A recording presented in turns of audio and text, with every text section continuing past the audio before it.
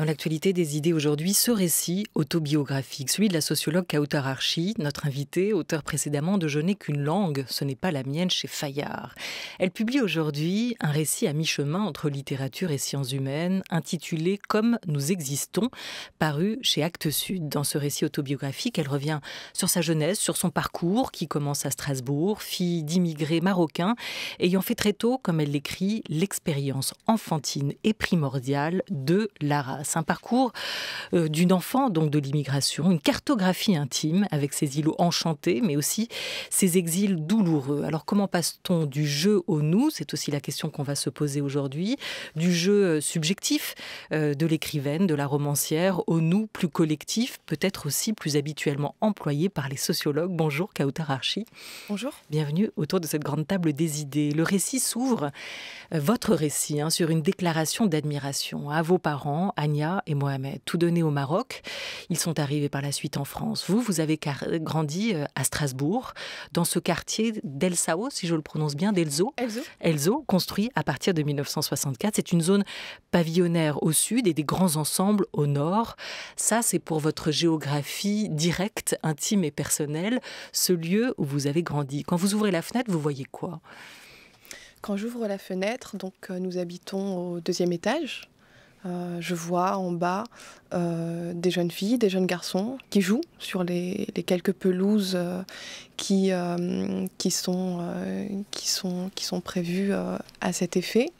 Et un peu plus loin, je vois la longue avenue, l'avenue Jean-Baptiste Pigalle, et de l'autre côté de l'avenue, donc par-delà l'allée de Platane, je vois les pavillons, les garages privés, je vois les vélos des enfants, je vois des maisons individuelles.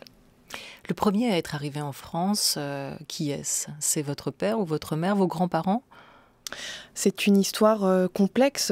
Toute la vérité n'est pas forcément faite sur ces questions de présence et d'absence. Et d'ailleurs, c'est le propre des personnes immigrées, émigrées, que d'être justement dans cette forme d'ambivalence par rapport au territoire qu'elles habitent, où elles sont plus ou moins accueillies et duquel elles sont plus ou moins parties, sans forcément avoir été quittées par ce territoire. Mais disons que par rapport à mes parents, Ania et Mohamed, c'est ma mère qui arrive la plus jeune en France. Elle a près de 7 ans, et c'est dans le cadre d'un regroupement familial. Donc ma mère est dans un rapport au territoire français, je pourrais dire. Elle est une forme de rattachée. Elle a été rattachée au foyer que son père avait constitué dans le nord de la France. Mon père, Mohamed, est arrivé beaucoup plus tardivement. Il est arrivé en France, à Paris en particulier, à l'âge de 17, 18, 19, peut-être 20 ans.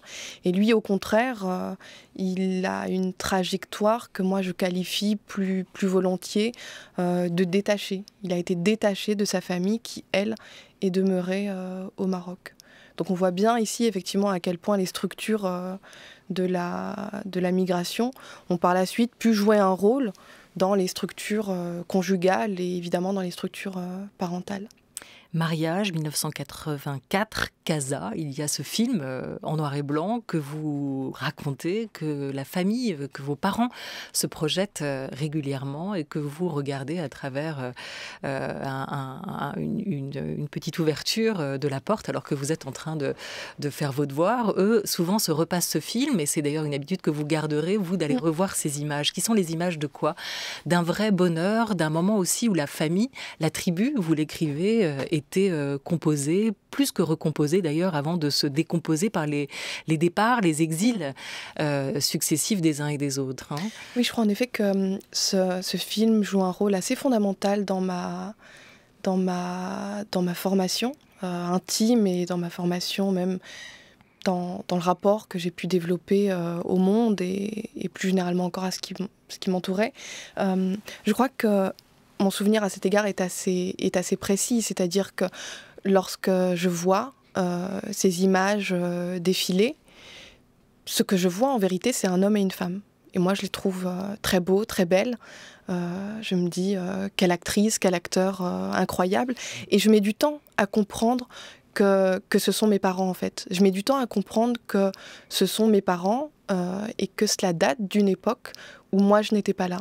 Et c'est ce que je raconte. Je raconte que ma tristesse à ce moment-là, mais aussi mon étonnement, c'est de me dire... ils étaient heureux et moi, je n'étais pas là, en fait. Et je crois que dans cette forme de non-reconnaissance, dans cette forme de difficulté à considérer cet homme et cette femme comme étant mon père et ma mère de ce moment-là, où j'étais âgée de 7-8 ans, j'ai compris que quelque chose était arrivé. J'ai compris qu'il y avait finalement une forme d'avant, une forme d'après, et ça m'a mis sur la piste. Ça m'a mis sur la piste au sens où ça a fait naître l'idée qu'il y avait quelque chose qui s'était passé, que quelque chose était arrivé. Et ça m'a mis sur la piste aussi au sens premier du terme, c'est-à-dire que ça m'a peut-être, dès cette époque-là, engagée sur un chemin où il s'agissait de chercher quelque chose, parce que j'avais la conviction que quelque chose était à trouver. Mais sans savoir quoi exactement. Et sans savoir quoi exactement. Vous l'avez trouvé aujourd'hui en écrivant ce livre ? Je pense que je l'ai approché. Je l'ai approché. Ça fait longtemps que j'essaie de l'approcher. Vos parents, ils vous aiment. Il y a encore même en France beaucoup d'amour. Cet amour que vous voyez dans leurs yeux au moment de ce mariage à Casa, vous le retrouvez entre ces deux personnes, entre ceux qui sont cet homme et cette femme, qui sont vos parents. Et ils vont beaucoup attendre de vous ou investir en vous à travers l'école qui va être pour eux l'institution des références. Vous écrivez « Mes parents cherchèrent à me placer à l'école comme au sein d'une famille qui s'occuperait de moi, me ferait un avenir. À tout instant du jour et de la nuit, cette question les hantait. » Vous racontez leur obsession à vous placer. Vos parents ont beaucoup investi, on le disait, en l'école. Est-ce que c'est à tort ou à raison, rétrospectivement, pour vous ? Qu'est-ce qu'ils attendaient exactement de l'institution ? Je pense que la question du rapport des populations issues de l'immigration postcoloniale à l'école et à la question de l'éducation, de l'instruction de manière encore plus générale, est à réinscrire dans le cadre du projet migratoire lui-même. C'est quelque chose parfois que l'on omet de dire ou que l'on feint de ne pas comprendre, parce que d'une certaine manière on s'est habitué à ce discours selon lequel il y aurait des parents démissionnaires, il y aurait des parents qui auraient abandonné leurs enfants. Il me semble que c'est mon expérience, mais c'est aussi des choses qui sont rapportées plus scientifiquement par les chercheurs, que le projet éducatif occupe une place extrêmement forte au sein des modes éducationnels, si on peut les appeler ainsi, de ces parents-là, de ces familles-là. Donc il me semble que déjà la question du rapport à l'avenir est effectivement une question qui passe de manière très centrale par la question du placement en école scolaire. Mais on sait bien que les écoles sont aussi des écoles qui ont des formes de réputation, qui baladent avec elles des formes de cotes, la cote sociale des écoles privées, des écoles publiques, celles qui sont en centre-ville, celles qui sont dans des territoires plus marginalisés. Et effectivement, c'est quelque chose auquel mes parents ont fait très attention. Ma mère en particulier, comme je le dis dans le livre, a été autant qu'elle a pu, aussi longtemps qu'elle a pu, une stratège de mon existence. Elle a tenté de me mettre sur ce qu'elle a estimé être le bon chemin. Et le bon chemin, pour ma mère, était tout simplement, de manière très évidente et très légitime aussi, le chemin qui était indiqué par les nombreux discours qui l'entouraient, le discours des professeurs, des assistantes sociales, des banquiers, des guichetiers, des responsables administratifs, etc. Donc c'est évident que pour elle, sa foi maternelle, la foi qu'elle a placée en moi, est aussi intimement liée à la foi qu'elle a accordée à l'idéal républicain français. Et la foi va se transformer en une forme de sacrifice pour eux, parce qu'ils vont décider de ne pas vous envoyer dans le collège de quartier, celui où vous auriez dû aller, le collège Victor Hugo, le collège du secteur, pour vous faire intégrer en 98 un collège catholique privé du centre-ville. Ça va être, et vous le qualifiez comme tel, pour vous vécu comme un exil scolaire. Vous allez être séparé de vos copains d'avant, vous allez être envoyé dans un milieu qui n'est pas le vôtre, où le regard des autres vous rappelle en permanence votre différence. Vous décrivez ce moment, cet exil, comme une expérience assez malheureuse, violente, en un certain sens. Vous racontez aussi le sentiment dans ces années-là d'être discriminé ou exotisé, l'impression d'être exotisé notamment par cette enseignante qui vous adresse une dédicace à ma petite arabe qui doit connaître son histoire. C'était peut-être bienveillant, comme on dit aujourd'hui, mais vous relisez ces mots aussi à la lumière de ce que vous avez vécu et de votre ressenti de ces années-là, si particulière. Oui, je crois effectivement, si on revient sur cette question de la dédicace, la question qu'elle pose n'est pas d'ordre individuel, ce n'est pas la question de la bienveillance ou de la malveillance, et même si on me disait qu'il n'y avait que de la bienveillance, je le crois volontiers. Vraiment, je n'ai aucune difficulté à aller en ce sens-là. Simplement, ce n'est pas là ma question. Ma question, elle porte davantage à une échelle quasi microscopique ici, sur la question de la fabrique des assignations. C'est-à-dire comment certaines situations, certains contextes, certaines expériences mettent en jeu de manière parfois douce, parfois dans des cadres amicaux, parfois aussi dans des cadres amoureux, des formes d'assignation, c'est-à-dire des formes de réduction de ce qu'est la personne à son apparence.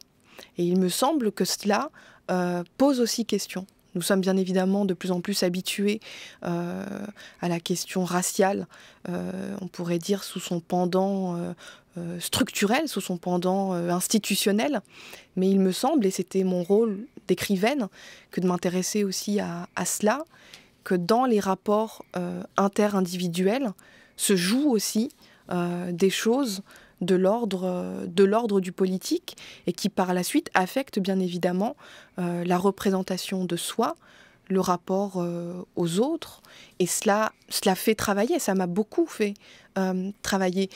C'est pour ça que c'est à la fois une expérience difficile, mais j'estime aussi que c'est une expérience qui m'a permis de faire quelque chose, qui m'a permis aujourd'hui de dire quelque chose de ce que cette enseignante a dit de moi. Et c'est mon point le plus important. Mais justement, en écrivant, en choisissant d'écrire ce parcours qui est le vôtre, Kawthar Archi, est-ce que vous vouliez montrer les singularités de votre parcours ou au contraire en montrer les continuités, les concordances avec d'autres? Comment vous passez du jeu au nous?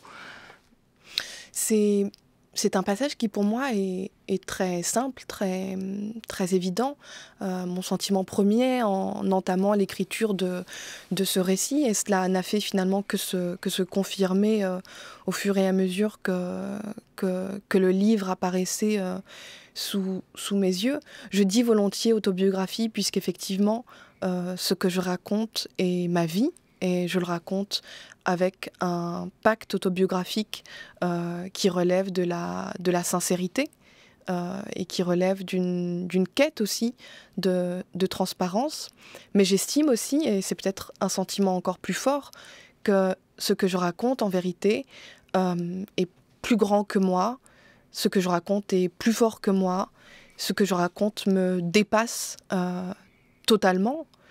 Et c'est ce qui m'intéressait. C'était bien évidemment de réussir à faire de ce livre-là une sorte de point de rencontre des subjectivités, des points de vue qui sont considérés et que je considère aussi comme des points de vue minoritaires. À la sortie ou à la fin du lycée, on vous recommande les sciences humaines, la sociologie. C'est donc le choix, entre guillemets, que vous ferez. Comment se fait cette rencontre aussi avec cette discipline? Quels possibles vont s'ouvrir à vous? Vous le racontez à travers la lecture d'un livre phare qui a été essentiel pour vous, celui d'Abdelmalek Sayad. Alors ce livre de Sayad a été comme un passeport, dites-vous, qui vous a permis d'entreprendre un nouveau voyage, autorisé à traverser des frontières du sens, accéder aux principes de nos vies, ce sont vos mots, découvrir la vérité, la nôtre. Et en même temps, ce livre vous a déboussolé, il vous a aussi fait perdre un peu votre sud, cette conviction sereine que vous aviez jusqu'ici, que vous serez toujours là, auprès des seuls miens. Entre Marseille et Alger, on va écouter un extrait d'un documentaire qui s'intitule La Traversée. C'est un film de 2006 réalisé par Elisabeth Levray et qui est dédié à la mémoire du sociologue Abdelmalek Sayad et qui donne la parole aux Algériens qui ont fait cette traversée de la Méditerranée.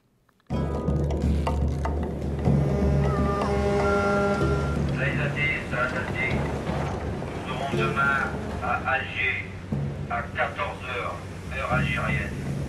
Inch'Allah. Je crois que je suis condamné à l'entre-deux. Par exemple, je m'interroge des fois sur l'endroit où je vais mourir. De quel côté des deux rives je vais être enterré? Quand je rentre au bled, j'ai peur qu'on ne me fasse que des reproches. Parce que je ne maîtrise pas assez l'arabe pour leur parler. Quand on ne maîtrise pas assez une langue, on ne peut pas donner une juste idée de ce qu'on pense.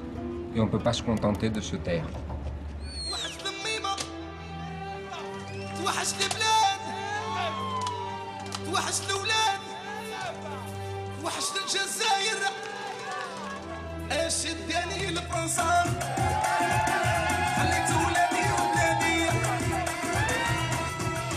Extrait du documentaire La Traversée qui rend donc hommage aux travaux d'Abdelmalek Sayad. J'ai pas cité ce livre qui vous a tant marqué, La double absence de lui, qui raconte à la fois les espoirs, les illusions aussi de ces émigrés algériens, jusqu'aux souffrances qu'ils ont pu vivre une fois arrivés, devenus immigrés, après cette traversée. On retrouve aussi dans vos mots, Kaoutar Archi, cette ambivalence de ces hommes et de ces femmes que vous avez vous-même aussi ressenti, d'être ni vraiment de là-bas, ni vraiment d'ici. Disons que, en tant que témoin de la vie de mes parents et en tant que sujet de ma propre existence, il est évident que j'ai pu ressentir le fait objectif, historique du départ de mes parents, de cette société natale qu'ils ont quittée. Mon sentiment peut-être le plus fort et le plus important, à mon sens, est relatif à la question de l'arrivée. Quand on part, on croit toujours arriver quelque part. Et je crois que si mes parents sont partis, mes parents, comme des millions d'autres personnes, ne sont pas toujours arrivés. La question de l'arrivée, pour moi, elle est extrêmement centrale parce qu'elle porte sur la question des conditions d'accueil de la société que l'on dit d'accueil, sans d'ailleurs que cette expression condition d'accueil n'informe précisément sur cette qualité-là. Mais aussi parce que, comme Abdelmalek Sayad l'a fait, la question de l'arrivée est aussi une question qui est gérée par les individus, mais qui était aussi organisée par l'État. Les politiques publiques qui ont organisé l'immigration sont aussi des politiques qui construisent une forme d'intégration, si je reprends ce terme-là, qui n'est jamais gagnée. C'est comme si finalement vous couriez une course, mais que sans cesse la ligne d'arrivée était repoussée à plus loin. Et je crois que cette course est une course épuisante, c'est une course injuste, et c'est une course qui affecte beaucoup les existences.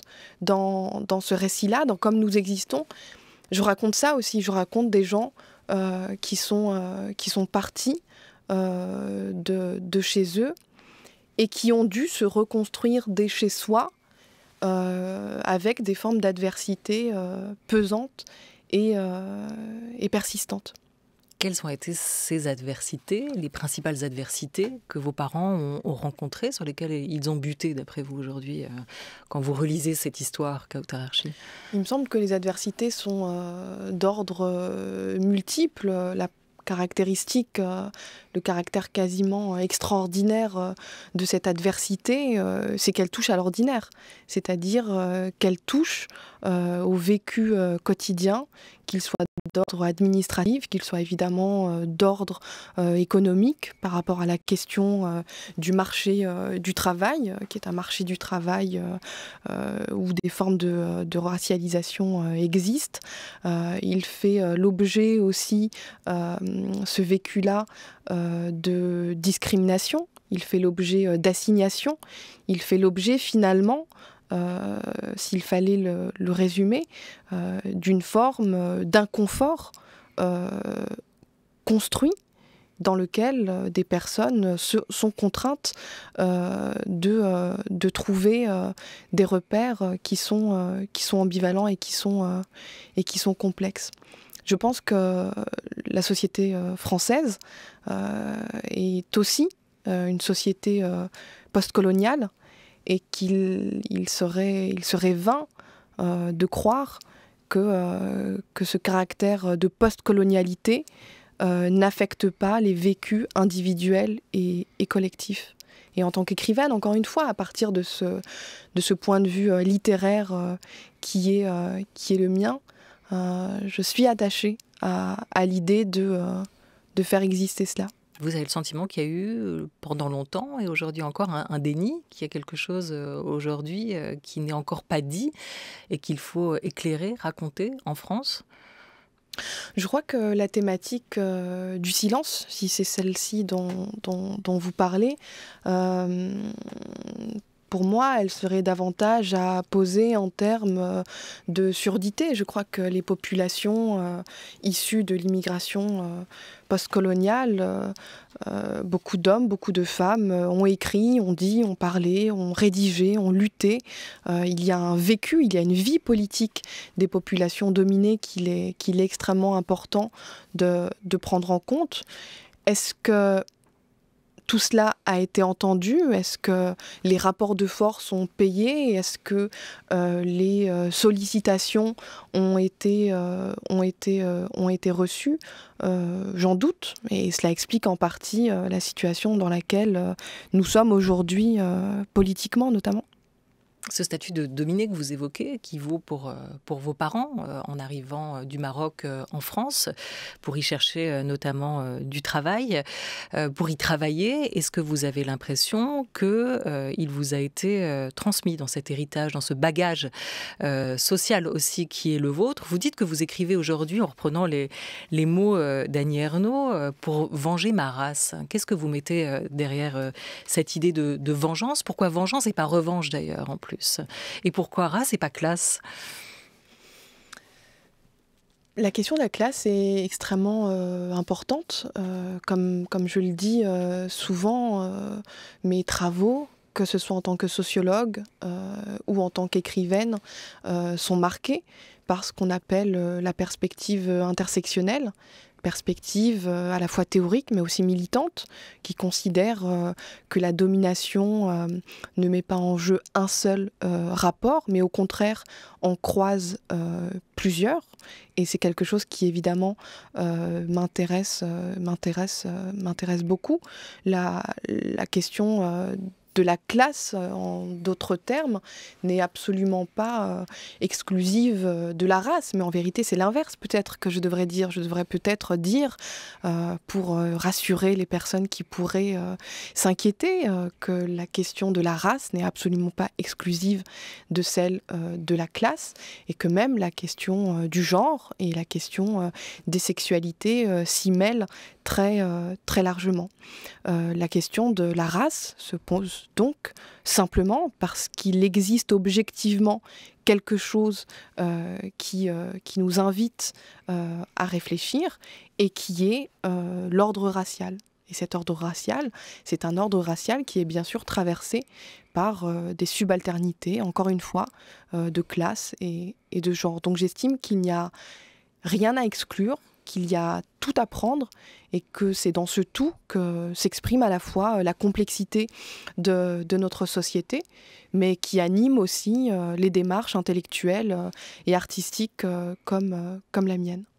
Ce terme de race, il revient plusieurs fois dans le livre. Il est acquis aujourd'hui qu'en France, le mot race, Kawthar Archi, a désormais toute sa place dans les débats. Aux États-Unis, il y en a certains qui font le chemin contraire. C'est le cas de Thomas Chatterton Williams, qui est écrivain américain, qui a été l'auteur cette année de Autoportrait en noir et blanc, Désapprendre l'idée de race. Le livre est paru ou a été publié et traduit en France cette année chez Grasset. Pour lui, l'idée de race n'existe plus, parler notamment de privilèges blancs est réducteur. On l'écoute. Eh bien, je crois que c'est cette blancheur monolithique, le fait que l'on s'en tienne à des catégories de couleurs abstraites et que je peux vous dire tout sur votre parcours et tout ce par quoi vous êtes passé en vous voyant. Je n'aime pas ce terme. Il n'est pas assez précis, il ne rend pas compte de la situation de 2020 ou de 2021. Et il y a des Blancs dont la situation économique s'est très fortement dégradée. Et ce n'est pas tellement la bonne chose à se raconter que être noir, c'est être victime. Il y a beaucoup de réussites noires également. Donc il faut aussi voir que ces catégories de couleurs ne rendent pas compte de la texture de la réalité telle qu'on la connaît.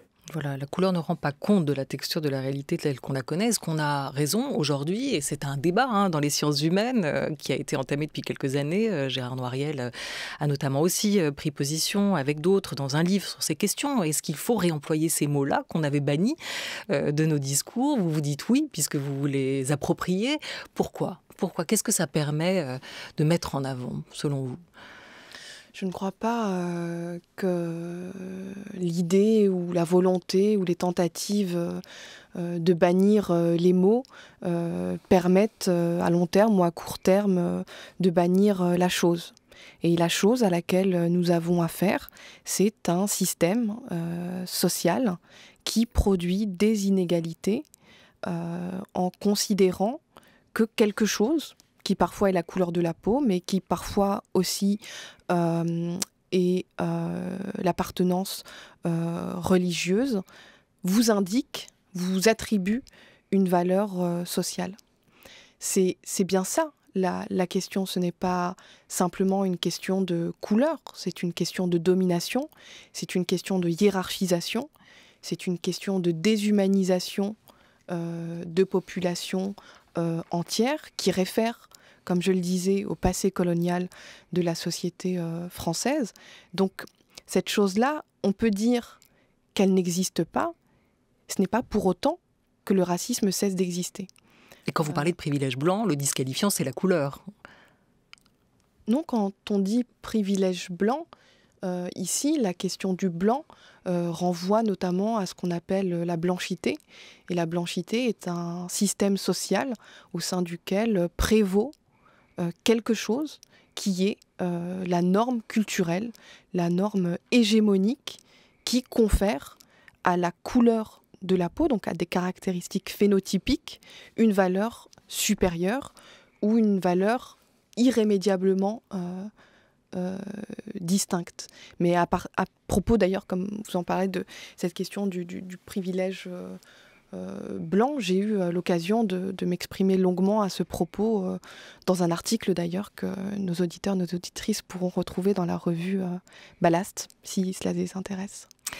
Kawthar Archi, auteur en cette rentrée littéraire d'un court récit chez Actes Sud, Comme nous existons, où vous racontez votre parcours et tentez d'en retirer, d'en faire comprendre, de faire résonner le nous à travers ce jeu qui est le vôtre. C'est Yamina Benguigui, la réalisatrice, qui nous disait à l'occasion de la sortie du film Sœur que parler, c'est trahir pour elle.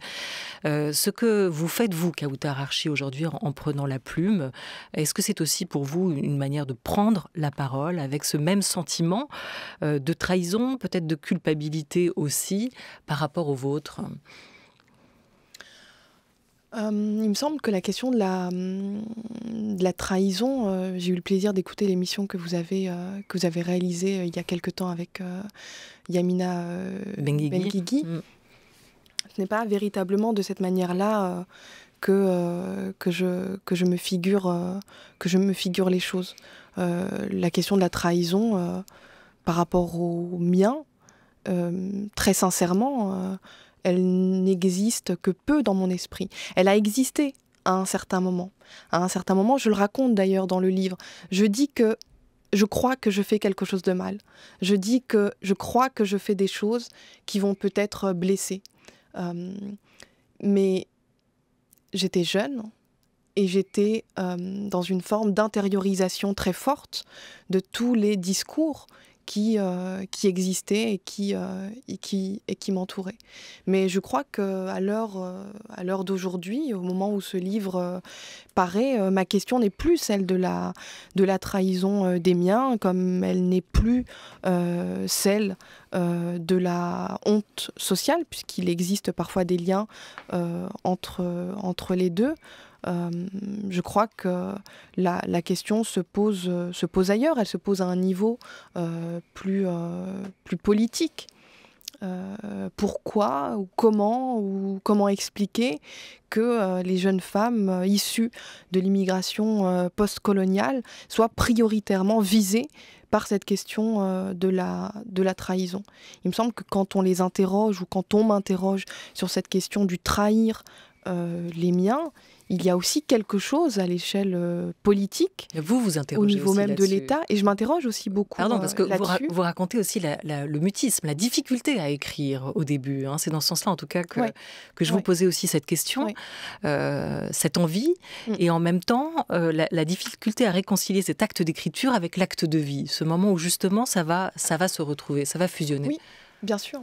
Mais cette sorte de difficulté que j'ai ressentie au moment où il a fallu écrire, je la qualifierais pas comme sentiment de trahison à l'égard des miens.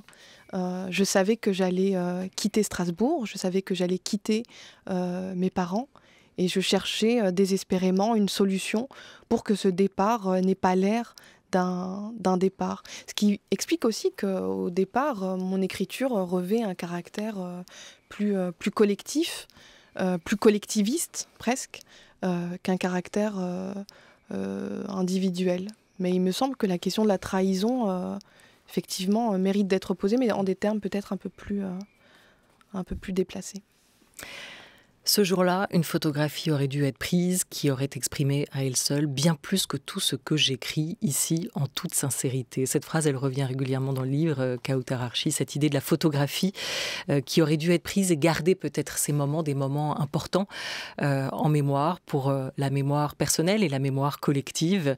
Ce livre, à sa manière, est une photographie, c'est une cartographie et une géographie intime et collective. Je le disais, comme nous existons. Ce récit paraît chez Actes Sud.